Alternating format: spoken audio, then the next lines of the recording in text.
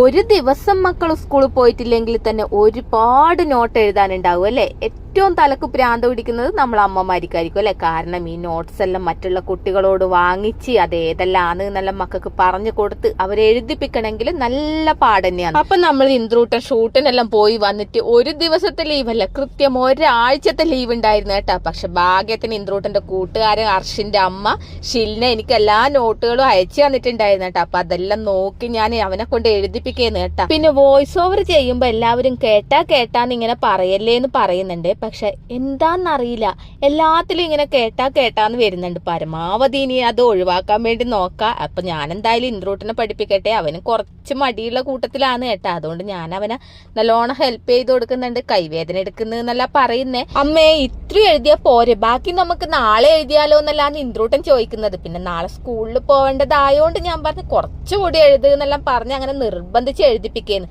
ടേബിളിൽ ഇരിക്കാൻ പറഞ്ഞ പിന്നെ അവന് ഇരിക്കൂല കേട്ടാ. അപ്പൊ ഇത്രയേ ഉള്ളൂ നമ്മുടെ വ്ളോഗ്. അപ്പൊ അടുത്തൊരു വീഡിയോയിൽ കാണാം. ടാറ്റാ.